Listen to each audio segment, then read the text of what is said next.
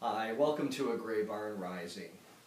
I'm here with Bootsy, as I am always, and I'm reading the poems this evening of the great Chinese Tang Dynasty poet Du Fu, who lived from 712 to 770 Common Era. Du Fu is often regarded as China's greatest poet. His technical skill was fabulous, was of the highest quality, and also his depth of insight and his sense of humanity, morals, and ethics were far-reaching and profound. Du Fu experienced much loss and sorrow in his life, and those events shaped his work in really profound ways. He wandered a great deal. He went into exile at one point, and he experienced other personal losses. I'd like to not only honor Du Fu this evening, but read from various anthologies and honor many of his translators who have devoted a great deal of time to bringing his work over into English. And I'd like to begin this evening by reading a Robert Payne translation from an anthology entitled The White Pony. And this was the very first Du Fu poem that I ever read. Speaking of exile, it's entitled The Return. I should also say I'm drinking a wonderful cup of Chinese Black Dragon oolong tea this evening in honor of Du Fu. The Return. Cliffs of scarlet cloud gleam in the west. The sun's feet are sinking beneath the earth. By the rustic gate, sparrows are twittering. The stranger returns to his home from 1,000 li. My wife is astonished that I still exist. No longer bewildered, she wipes away her tears. I was drifting sand in the wind of the world's anger. It is just fate that has brought me back alive. The fence gate is filled with neighbors' faces, sighing and shedding a few tears. In the deep night, we light a new candle and see each other face to face as in a dream. That was my introduction for myself in my life to Du Fu, and I haven't looked back. I keep reading his work. This is a wonderful translation by David Young, 5 Tongue Poets. There was an earlier edition of this book also entitled 4 Tongue Poets. Du Fu's great friend was a fellow Tang Dynasty poet, Li Po, or Li Bai, as he's often referred to as well. And he has many poems for Li Po. This is entitled For Li Po. The cloud floats off the way the sun went. The traveler doesn't come back. 3 nights in a row, I dreamed of you, old friend. So real, I could have touched you. You left in a hurry. I'll bet you're having a bad journey. Storms come up fast on those rivers and lakes. Don't fall out of your boat. Leaving, framed in the doorway, you scratched your snowy head. I knew you didn't want to go. Bureaucrats fatten in the capital, while a poet goes cold and hungry. If there is justice in heaven, what sent you out to banishment? Ages to come will warm themselves at your verses, but it's a cold, silent world you left behind.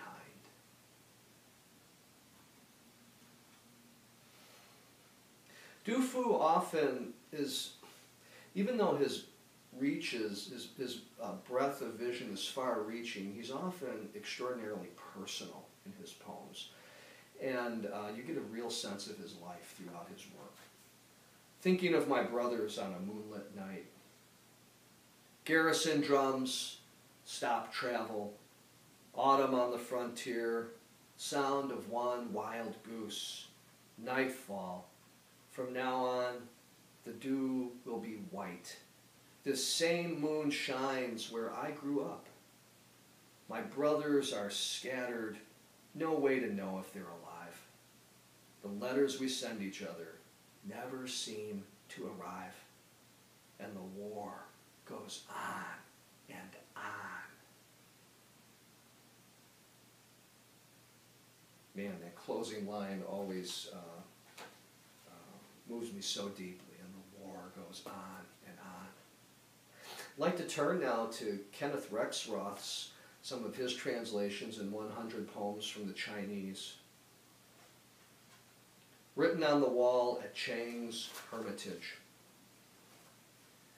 It is spring in the mountains. I come alone seeking you. The sound of chopping wood echoes between the silent peaks. The streams are still icy. There is snow on the trail. At sunset, I reach your grove in the stony mountain pass. You want nothing, although at night you can see the aura of gold and silver ore all around you. You have learned to be gentle as the mountain deer you have tamed. The way back forgotten, hidden away. I become like you, an empty boat, floating, adrift.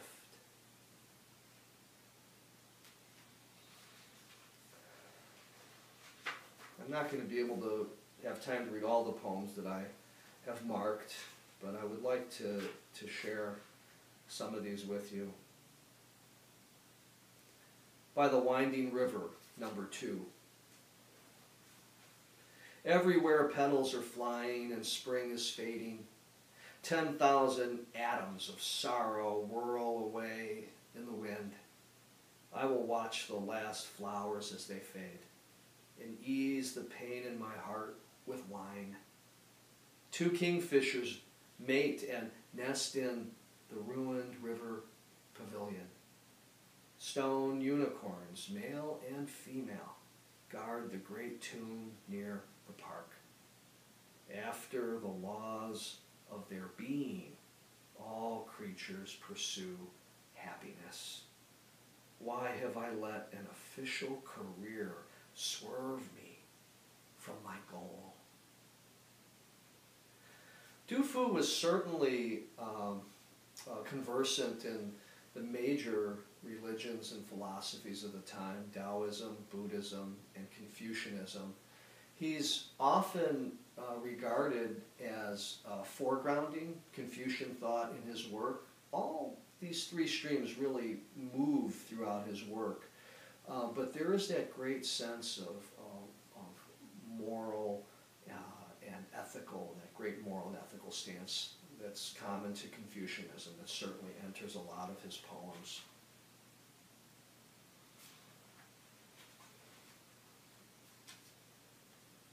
Night thoughts while traveling. A light breeze rustles the reeds along the riverbanks.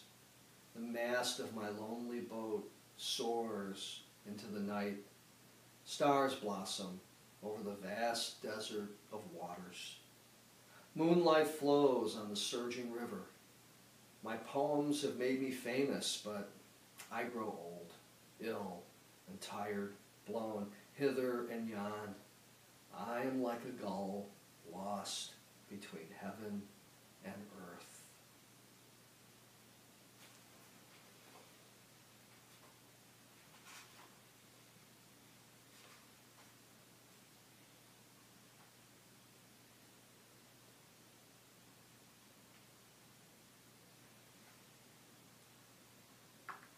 Loneliness.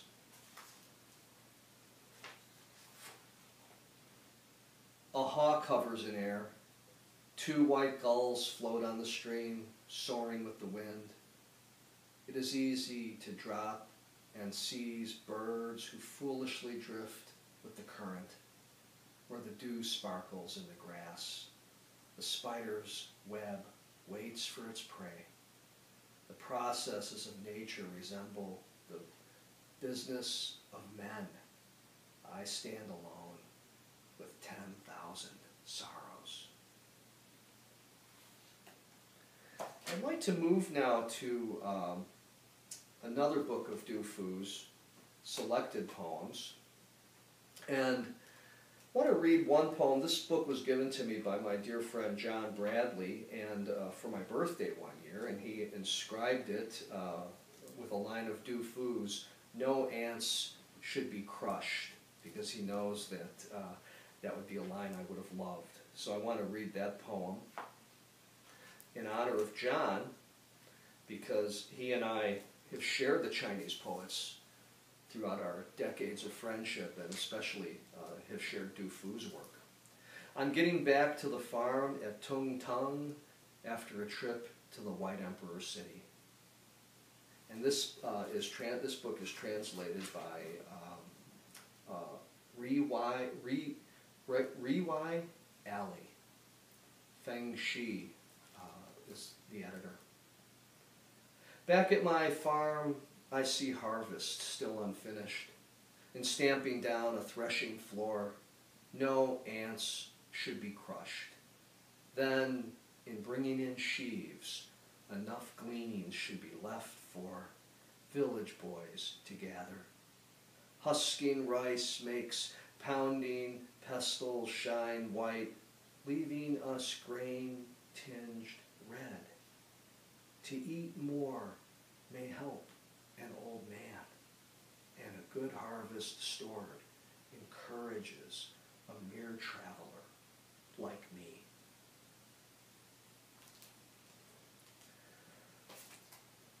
Another really remarkable translator of Du Fu is Sam Hamill, and I want to read a couple of his translations from Facing the Snow, Visions of Du Fu. Visiting the monastery at Lungmen. I explored the grounds with monks this evening, and now the night has passed. Heavy silence rises all around us, while late moonlight spills through the forest. The mountain rises almost into heaven. Sleeping in the clouds is cold. A single stroke of the early prayer bell wakes me. Does it also waken my soul?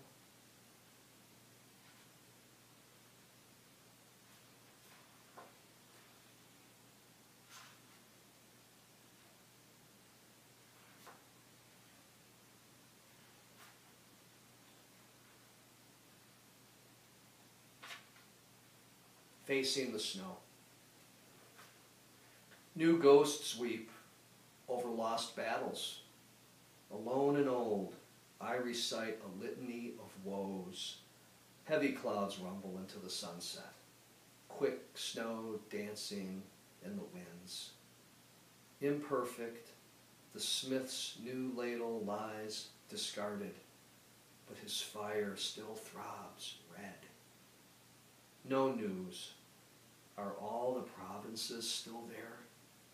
I write out my sorrows in air.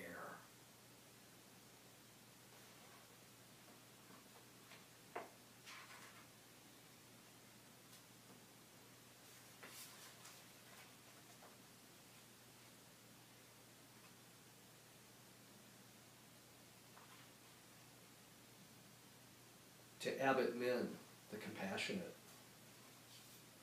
Has it really been 30 years? Writing this, I can't choke back the tears. Are you still the servant of culture? And who can an old man sing to? Who packs your heavy go-board up the hill? I remember your robe as our boat drifted on the water. Now they say, I've a future in office. Me, a white old head dozing, drinking, dozing off again.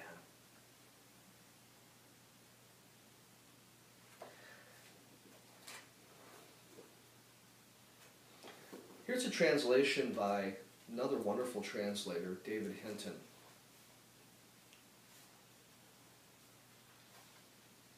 In the selected poems of Du Fu.